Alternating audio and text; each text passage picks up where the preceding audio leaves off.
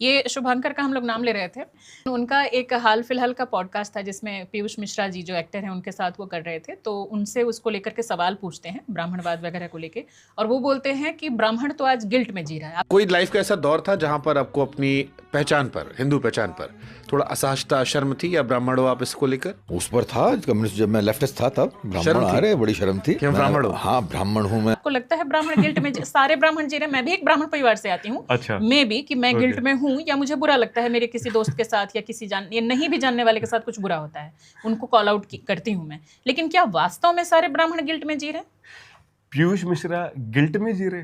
ये मतलब कैसे है, कहाँ है कि वो गिल्ट है? और अगर गिल्ट है तो गिल्ट क्यों नहीं होना चाहिए?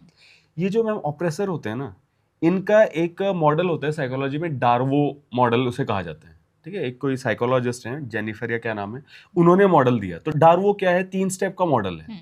डी से डिनाई, कि आप ऑपरेशन को डिनाई कर दो। कहाँ है जातिवाद? अरे है ही नहीं, जातिवाद कहीं पे है ही नहीं, और पहले भी था ही नहीं। ये तो ना मैक्समुएलर ले आए, ये तो जेम्स मिल ने लिख दिया किताबों में, ये तो अंग्रेज ले आए, ये तो पोर्टुगीज शब्द है।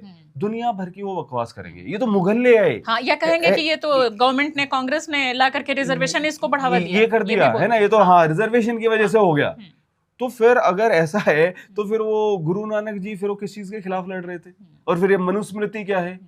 और फिर अगर उसको जला दिया तो फिर क्या प्रॉब्लम हो गई? सबको छोड़ दीजिए, अपने गांव में जाइए ना। आपके गांव में मंदिर अलग क्यों है, बस्तियां अलग क्यों है? वो क्यों है? शमशान घाट नहीं सकते, शमशान घाट भी अलग है, गुरुद्वारे अलग है। घोड़ी पे क्यों नहीं चढ़ सकते, मूंछ क्यों नहीं रख सकते? अपने गांवों का बता दे कोई। एग्जैक्टली। तो लेकिन ये लोग क्या करेंगे? डिनाई करेंगे। सबसे पहले ऑपरेशन है ही नहीं।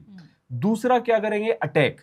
ठीक है, तो डी से डिनाई, ए से अटैक, कि आप सामने वाले को अटैक करो। अरे तुम्हारी वजह से ही प्रॉब्लम है, तुम्हारी वजह से ही प्रॉब्लम है। ये जो तुम मांगते हो ना आरक्षण, इसी की वजह से समस्या है। तुम विक्टिम कार्ड खेलते हो, तुम्हारी वजह से देश पीछे जा रहे।